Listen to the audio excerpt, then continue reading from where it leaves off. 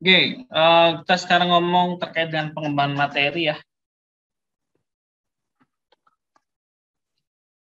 Sebenarnya hakikatnya kita ngomongin hakikat materi pembelajaran ya. Kalau di Indonesia, terutama di Indonesia ya dari lama banget, mungkin dari saya sekolah kali. Memang ranah kita itu ranah kognitif, afektif, dan psikomotorik gitu ya. Ini yang selalu digaung-gaungkan untuk ditekankan pada saat pembelajaran itu berlangsung. Jadi materi yang mau disampaikan tentu saja harus bisa merangsang kognitif, afektif, dan psikomotorik itu sendiri. Nah, kurikulum yang isinya tentu saja kurikulum yang isinya yang dibuat pemerintah itu yang memang sudah ada standar kompetensinya di jenjang pendidikan tertentu juga harus punya ranah kognitif, afektif, dan psikomotorik. Nah, kalau kurikulumnya saja sudah ranahnya ke situ, maka pengembangan di bawahnya sampai ke RPP ya, kalau sekolah ya, sampai ke RPP harus juga mencerminkan adanya kognitif, afektif, dan psikomotorik itu sendiri. Apa sih kognitif, afektif, dan psikomotorik? Jadi ini ya, kalau kita lihat pengertian-pengertian dari sini, misal kognitif itu berhubungan dengan informasi. Jadi ini pengetahuan, informasi yang disampaikan terkait dengan materi pembelajarannya. Jadi pengetahuan apa yang mau kita sampaikan ke peserta didiknya itu harus jelas ya. Ini terkait dengan sikap, pemberian respon, penerimaan nilai, internalisasi dan lain sebagainya. Ya. Ini untuk sikapnya atau keaktifan siswa pada saat kita menyampaikan materi pembelajaran. Nah, mungkin untuk kita ya, terutama untuk pemberian respon, saya perhatikan dari tadi, walaupun saya off cam ya, tadi sempat off cam, untuk pemberian respon, bahkan di beberapa pertemuan yang lalu juga pemberian respon ini sangat minim untuk jenjang kita ya, jenjang perguruan tinggi. Terutama pada saat pembelajaran online. Kita bisa lihat, misal sekarang ini berapa sih yang on cam, berapa sih yang off cam gitu kan. Kelihatan banget mahasiswa yang on cam dan mahasiswa yang off cam. Kan mungkin yang on cam cuma saya sendiri di sini gitu ya. Jadi kita bayangin aja kalau misalnya dalam kegiatan pembelajaran interaksinya sudah memang kita sudah online, hanya online gitu ya. Interaksi secara langsung yang nggak ada, off cam pula gitu ya. Maka kita sama aja kembali ke masa lalu. Artinya kayak kita dengerin radio gitu ya. Karena yang paling menarik itu apa sih selama kegiatan pembelajaran adalah apa? Ekspresi yang ditampilkan itu ya. Misalnya kalau kita tatap muka gitu ya. Tentu saja kan kalau kita menyampaikan materi datar aja ya, maka respon dari peserta didik juga akan menurut saya juga nggak ada gitu ya. Apalagi kalau kita online pakai Zoom off cam semua, sudah saya yakin di situ kegiatan nggak akan berjalan lancar. Karena memang itu keterbatasannya. Kita nggak bisa memantau melihat ini sebenarnya mahasiswa ini atau siswa ini ada nggak sih di sini kan gitu. Jangan-jangan dia on cam tapi nggak ada atau mungkin di belakang atau lagi ngapain gitu kan. Jangan-jangan masang foto kayak memperhatikan ternyata foto itu palsu kan biasa gitu kan banyak sih banyak trik yang bisa dilakukan pada saat kita Zoom misalnya. Oh terlihat di partisipan gitu partisipannya di sana kameranya on, gila dicek kok gambarnya mimik mukanya flat ya, seperti itu seorang mikir padahal lagi nggak mikir kan gitu. Oh, berarti ini cuma gambar dan sebagainya. Banyak sekali gitu ya. Tentu saja respon yang kita harapkan dari sikap di respon strategi juga akan nggak ada gitu ya. Karena kalau kita lihat dari PPT yang saya sajikan, contohnya saja sudah bagus sekali gitu ya. Ada nilai-nilai kejujuran, ada nilai kasih sayang, minat, kebangsaan, rasa sosial, dan lain sebagainya. Jadi pada saat pembelajaran itu nilai-nilai ini juga harus dimunculkan gitu ya. Terutama kalau saya lebih menekankan adalah pemberian respon. Pada saat respon itu berlangsung, banyak hal yang positif yang diterima. Artinya apa? Peserta didik maupun mungkin mahasiswa juga ya, saat responnya baik secara pengungkapan, itu juga akan mencerminkan kualitas yang bersangkutan juga. Cara mereka menyampaikan materi, cara mereka menjawab, itu juga akan mencerminkan kemampuan mereka. Nah, selanjutnya itu kita ngomong keterampilan. Kalau keterampilan ini kan, kalau kita lihat di sini ya, pola kegiatan yang memiliki tujuan tertentu yang memerlukan manipulasi dan koordinasi informasi. Jadi kita yang memanipulasi si peserta didik supaya mereka punya keterampilan. Ya bagaimana memanipulasinya? Memanipulasi ini bukan sifatnya negatif ya, tapi ini ranahnya ke positif gitu ya. Jadi kita memberikan arahan. Ya mungkin kalau paling gampang kalau keterampilan tuh mungkin materi-materi yang terkait dengan praktek ya. Jadi kita mengarahkan, kita sudah memberikan informasi gitu ya. Misal penggunaan alat A, misal penggunaan komputer gitu ya. Paling gampang ya, kan penggunaan komputer. Itu ada tombol, kita memberikan informasi misal. Ada tombol power yang pertama harus dilakukan, itu kan koordinasi informasi. Terus stepnya apa, sampai misalnya kita mau praktek membuat PowerPoint, misal seperti itu. Artinya di situ kan ada koordinasi informasi step by step pada saat penghidupan komputer sampai pembuatan PowerPoint. Nah, manipulasinya bagaimana? Ya kita itu memberi arahan, ibaratnya memberi tutorial lah. Ayo coba dimanipulasi, coba supaya apa? Supaya keterampilan yang hendak dicapai dalam materi itu terpenuhi. Jadi kita harus memanipulasi supaya keterampilannya muncul juga. Nah, ada 4 jenis tingkatan materi pembelajaran. Ada fakta, ada ide pokok, ada konsep, dan sistem berpikir.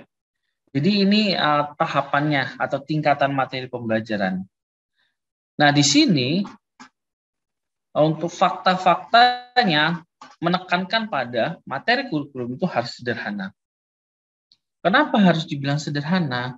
Karena nanti materi yang terkait dengan kurikulum itu akan disebarluaskan kan. Kita tahu bahwa kurikulum dibuat pemerintah, nanti akan disebarkan ke daerah-daerah, tentu saja daerah-daerah atau sekolah-sekolah itu yang akan mengembangkan. Kalau tidak dibuat sederhana, maka nanti akan berbenturan pada saat itu misalnya. Kan akan ada perbedaannya. Misal kurikulum itu dikembangkan di wilayah Jawa dan di wilayah Timur. Nah, saya akan berbeda. Gitu. Nah, sehingga apabila kurikulum itu sudah terperinci, dikhawatirkan itu tidak bisa berlaku di daerah-daerah tertentu. Makanya kurikulum itu dibuat secara sederhana dan tentu saja bisa dikembangkan sesuai dengan keadaan masing-masing. Selanjutnya ada ide pokok, jadi ini terkait dengan prinsip atau generalisasi dari kurikulum itu sendiri. Ini konsep, jadi konsep materi itu seperti apa? Kalau menurut Hilda Tabah, ya konsep ini lebih tinggi tingkatannya dari ide pokok, gitu ya. Karena konsep itu memahami sesuatu yang abstrak sehingga mendorong anak untuk berpikir lebih mendalam. Misal gini, yang agak sering saya temukan pada saat ujian skripsi atau saat penyusunan skripsi. kita ngomongin teori, ya. Jadi kalau teori itu kan dasarnya ya, atau konsepnya, gitu ya. Sering sekali mahasiswa itu salah mengartikan namanya teori.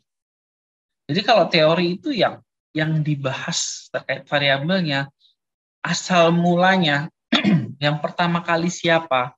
Bukan misal teorinya teori A menjelaskan variabel X berpengaruh terhadap variabel Y. Itu bukan teori, tapi itu pendapat dan hasil dari si A. Tapi teori itu bukan seperti itu. Jadi teori itu yang lampau, yang mulai pembahasan awal, biasanya itu tertuang di dalam buku. Nah, itu atau teori dan maupun konsep. Nah, selanjutnya sistem berpikir. Jadi sistem berpikir ini berhubungan dengan kemampuan untuk memecahkan masalah secara empiris, sistematis, terkontrol, dan kemudian dinamakan berpikir ilmiah. Ya. Jadi sistem berpikir ini nanti akan kita yang sebagai guru, ya, atau sebagai dosen, ya, kita akan memberikan arahan ke siswa atau bisa kita bilang memanipulasi itu sendiri dengan menggunakan metode-metode. Metodenya, misal ini kalau kita lihat di poin 3, mendorong anak-anak untuk berpikir lebih mendalam. Berarti harus apa? Metode yang harus kita gunakan, ya. Misal problem based learning, atau mungkin menggunakan CBL atau case based learning gitu. Itu akan menuntut siswa atau anak-anak kita berpikir lebih mendalam, gitu ya. Dan berpikir lebih ilmiah. Kalau ilmiah ini nanti misalnya kita ngomongin sesuatu tapi ada dasarnya. Ada buktinya bahwa misalnya tadi saya bilang pengaruh X terhadap Y. Itu kita berpikir ilmiah, kok bisa, kata siapa? Oh, kata si A, berdasarkan penelitian. Penelitiannya seperti ini, metodenya seperti ini, dan seperti ini kan. Seperti itu menjelaskan. Menjelaskan terkait dengan berpikir ilmiah. Nah, sekarang kita ngomongin terkait dengan sumber belajar. Untuk sumber materi pembelajaran sebenarnya kita bisa pakai apa aja. Bahkan kita bisa mengkombinasikan ya antara misal kita kalau sumber belajar seperti ini kan kita ambil dari mana? Dari buku ajar misal seperti itu. Kita ambil kita ambil dari video. Kita ambil dari buku. Misal kita ambil dari modul. Nah, kita bisa mengkombinasikan itu ke dalam satu PPT. Nah, PPT ini juga bisa kita kombinasikan gitu ya. Kita kombinasikan dengan apa? Dengan kita membuat video. Jadi semua terkait dengan sumber belajar itu bisa kita merger, kita atur sedemikian rupa supaya tampilan yang kita mau sampaikan itu lebih baik lagi.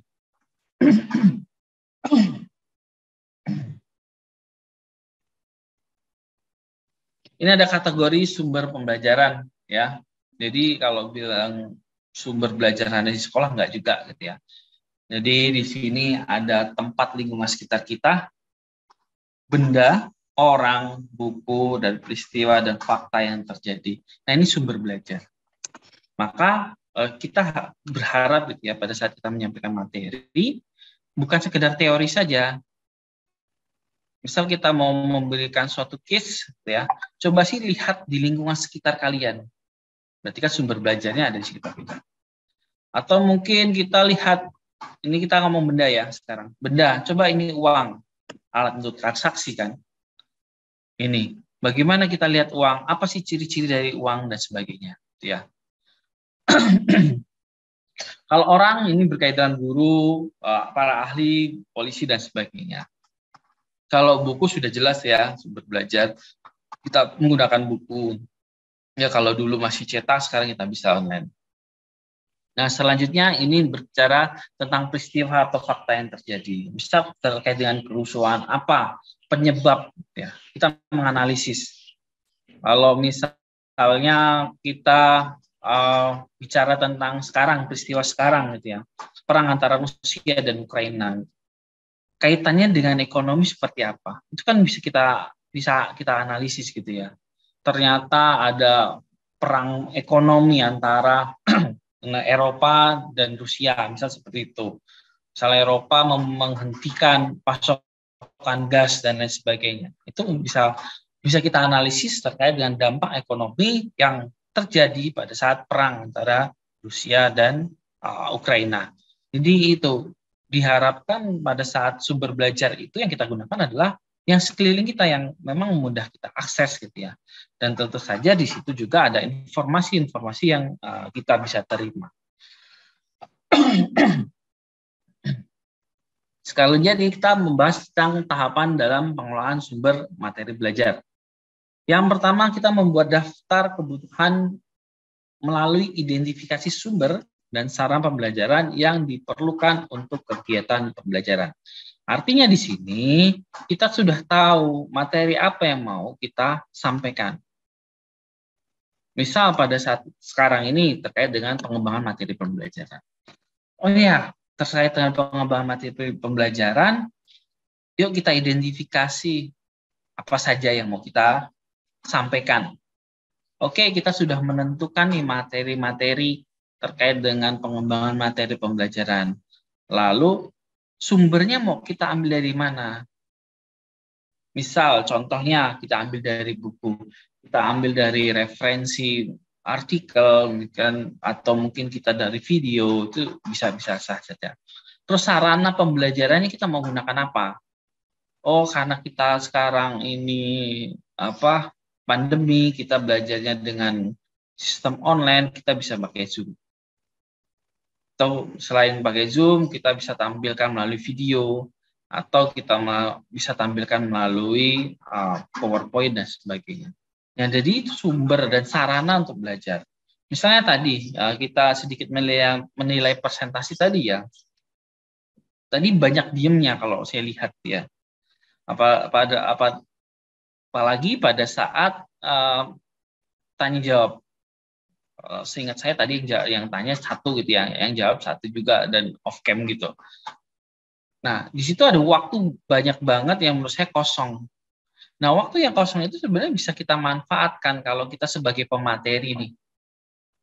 Oke, sambil namanya kita dikasih pertanyaan ya, berarti kita butuh waktu untuk mempersiapkan jawaban.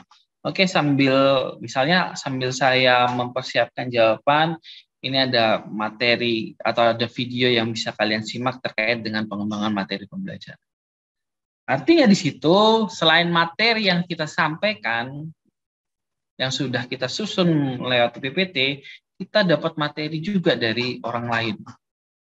Jadi sarana pembelajarannya nggak cuma PowerPoint yang kita sampaikan, tapi video yang kita ambil misalnya dari YouTube, gitu ya. Sumber belajarnya dari video itu sendiri. Nah, selanjutnya kita menggolongkan atau mengkelompokkan ketersediaan alat, bahan, atau sumber belajar. Jadi ini pengelompokannya saja ya. Jadi step ketiga adalah kita memikirkan penggunaan sumber belajar yang sudah tersedia atau mau dimodifikasi gitu ya. Ini tahapan untuk mencari sumbernya gitu. Ya bisa saja sebenarnya kita misal gini, pengembangan materi pembelajaran. Oke, saya mau carilah pengembangan materi pembelajaran, ada nggak sih ya? Pasti saya yakin kalian juga mikirkan seperti ini. Coba saya cari di internet. Oh, sudah ternyata muncul. Ini punya dosen di kampus A, misal seperti itu. Bagus nih, saya mau pakai. Itu boleh saja, sah-sah saja kalian pakai.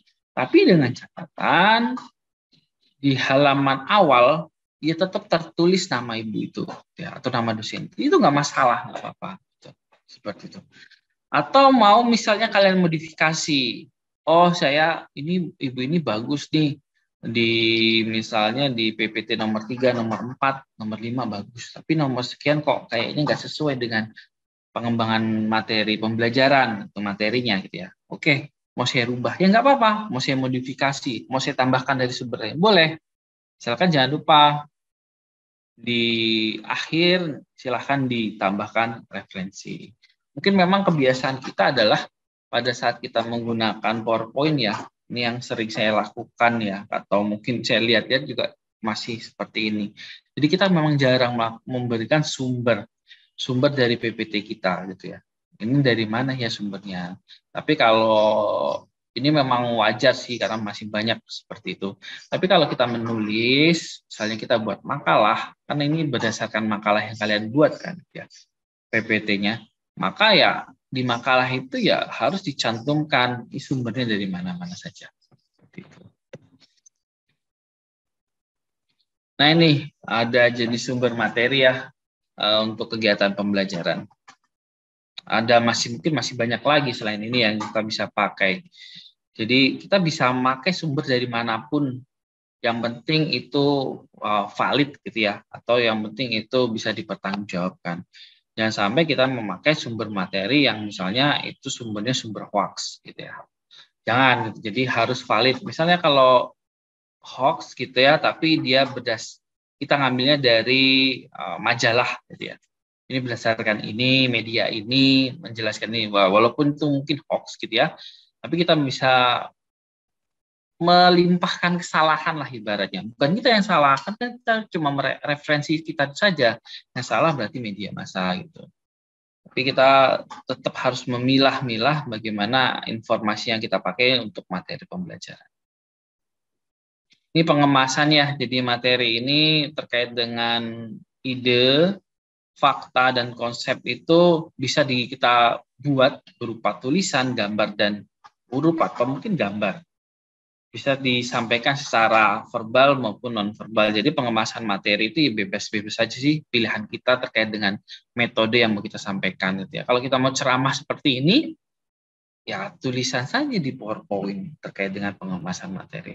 Tapi kalau kita praktek ya beda lagi kan materinya, penyampaian pengemasan materinya seperti apa.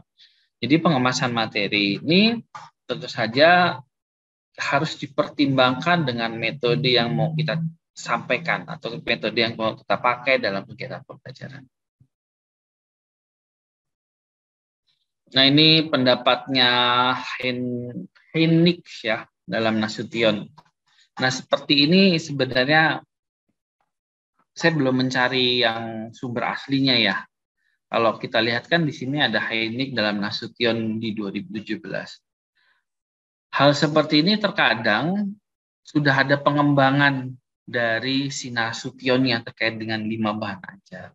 Tapi kalau bisa untuk kita, kalau misalnya ada waktu yang lebih luang lagi, kita langsung mereferensi sumber aslinya. Jadi jangan Nasution seperti ini, tapi Heiniknya. Gimana caranya? Tinggal kita lihat daftar pustakanya Nasution, nanti kalau ketemu Heinik baru kita bisa telusuri. Jadi kita lihat sumber aslinya, oh seperti ini. Jadi kita mau melakukan modifikasi, pengembangan dan apapun itu sudah berdasarkan si Heinik, bukan berdasarkan Nasution. Ini ada 5 terkait dengan bahan ajar, bisa foto, bisa slide, bisa menggunakan proyeksi komputer, audio bisa kaset, video, dan media lain sebagainya. Ini beberapa hal yang harus dipertimbangkan dalam pengemasan materi pembelajaran. Jadi pada saat kita membuat materi ya jangan sembarangan, harus sesuai dengan tujuan yang mau kita capai gitu ya. Dan materi itu juga harus dibuat secara sederhana. Maksudnya apa? Ya kalau misalnya PowerPoint ya poin-poinnya saja. Jangan sampai PowerPoint teksnya panjang gitu ya. Tulisannya kecil-kecil. Itu kan akan susah untuk kita atau si siswa untuk melihat dan membaca gitu ya. Terkait dengan unsur-unsur desain, pesan yang mau kita sampaikan ya. Nah, desainnya ini juga harus dipertimbangkan ya. Pada saat kita mau pakai PowerPoint itu ya biasanya jangan terlalu jreng. Misalnya terlalu warna-warni, banyak warna di sini di sana dan ternyata akhirnya tulisannya susah dibaca. Nah, itu khawatirnya seperti itu. Jadi, unsur-unsur desain terkait dengan pesan yang ingin disampaikan adalah harus tetap tepat gitu ya. Tetap dan tepat. Tetapnya ya sesuai lah. Misalnya kita lihat di slide saya ini ya dari atas sampai akhir ya masih nyambung-nyambung lah. Jangan sampai Oh, satunya gambar apa, satunya gambar ini, dan lain sebagainya. Tentu saja itu akan mempersulit kita. Selanjutnya pengorganisasian bahan.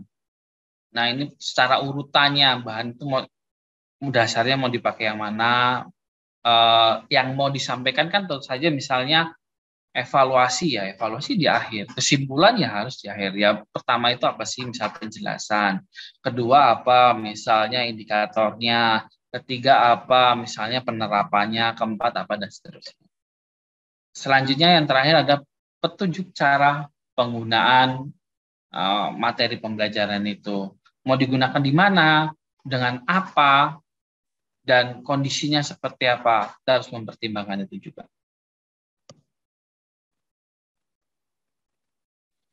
Nah, ini kriteria yang pesan yang disampaikan untuk peserta didik. Yang pertama itu terkait dengan novelty ya. Novelty itu kebaruan. Jadi kalau kita mau menyampaikan sesuatu, coba kita usahakan ya sesuatu yang terbaru. Makanya tadi kalau waktu kalian perhatikan pada saat saya mencari artikel internasional, saya berusaha mencari artikel yang terbaru, bukan artikel-artikel lama. Karena apa? Harapannya ya artikel baru itu bisa mewakili keadaan sekarang. Tapi kalau artikelnya sudah terlalu lama, tentu saja sulit. Apakah itu masih berlaku pada sekarang kan kita nggak tahu kalau belum kita uji. Jadi harus ada kebaharuan di sini atau novelty. Selanjutnya ini terkait dengan proximity ya. Proximity ini berkaitan dengan pengalaman siswa. Nah, kita harus apa yang kita sampaikan itu ya harus sesuai dengan umur mereka lah. Gitu ya. Jangan sampai nanti kita ngajarnya anak-anak SD tapi kita ngomongnya perang gitu ya, ya nggak masuk gitu ya. Misal kita ngomong anak SD, ternyata kita ngajar anak SD, ternyata kita bahasnya krisis ekonomi, ya mungkin mereka akan bingung gitu. Jadi apa yang disampaikan itu harus sesuai dengan pengalaman mereka atau sesuai dengan umur mereka. Selanjutnya, kriteria pesan itu harus ada konflik ya di dalam. Sebab konflik ini untuk memunculkan keaktifan siswa juga ya. Pada saat kita memunculkan konflik, ada mahasiswa yang mulai merespon, artinya konflik yang kita sajikan berhasil. Tapi kalau kita menyajikan konflik, terus cuek-cuek aja gitu, atau tidak memperhatikan, berarti bisa saja kita kurang tepat menggunakan metodenya, atau mungkin konfliknya kurang menarik. Atau kita belum bisa mampu mengatur gitu ya, mengatur siswanya posisinya dengan baik gitu ya. Nah, selanjutnya yang keempat adalah humor. Jadi ini yang poin penting ya menurut saya kalau kita mau ngajar di SMA atau SMK.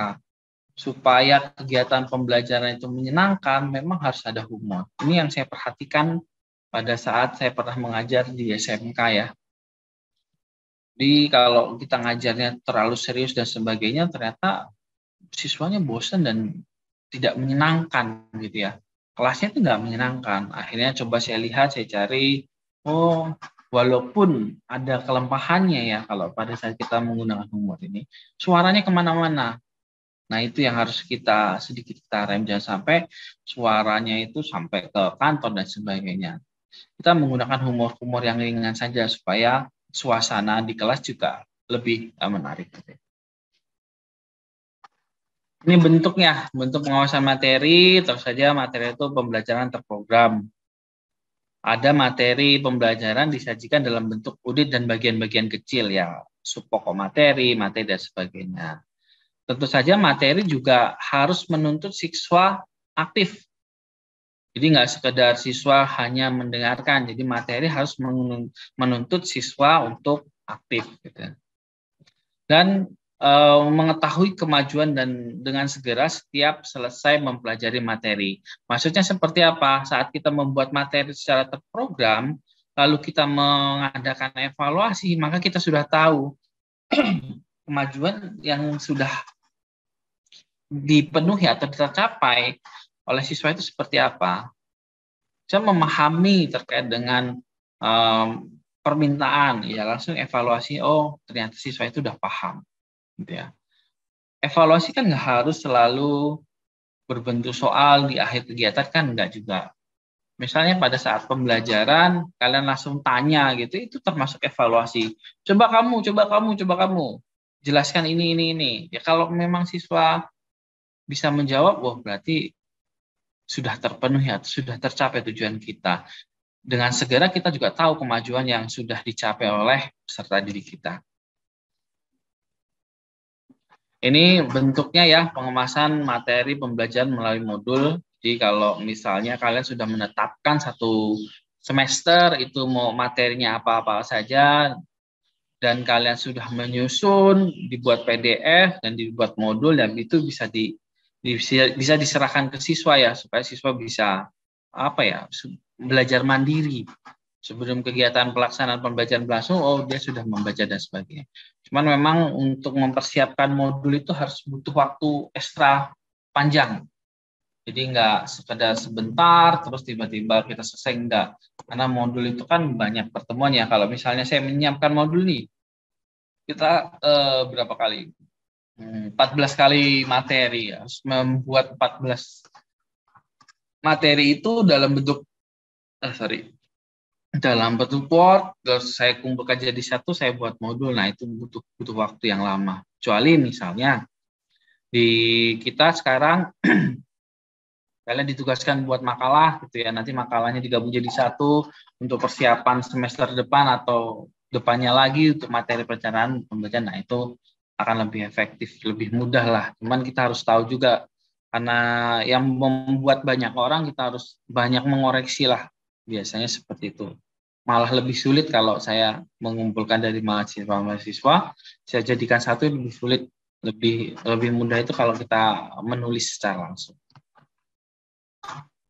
Nah, ini terkait pengawasan materi ya, bisa berupa kompilasi ya. Kalau siswa belajar dengan textbook, kita bisa menggunakan modul tadi, jadi pengemasan pembelajarannya itu digabung-gabung dengan lain sebagainya ya. Kalau kita perhatikan di sini, bahan ajar kompilasi adalah bahan ajar yang disusun dengan mengambil bagian-bagian yang dianggap perlu dari berbagai sumber belajar dan menggabungkan jadi satu kesatuan untuk dipelajari siswa. Jadi kompilasi ini ya kita comot-comot lah dari berbagai macam sumber supaya ya bagus juga ya. Semakin banyak kalau di penelitian ya, di karya tulis itu, kalau semakin banyak sumber referensi akan semakin bagus. Kalau referensinya yang dipakai itu bereputasi, ya, berarti mencerminkan bahwa tulisan kita itu bagus, itu kalau di karya ilmiah ya. Jadi kita untuk membuat pengemasan belajar ini bisa berupa kompilasi. Artinya kita bisa comot-comot lah dari banyak orang yang sesuai dengan materi yang hendak kita capai, subindikatornya seperti apa, dan bahan materinya seperti apa. Oke, mungkin itu 16 slide dari saya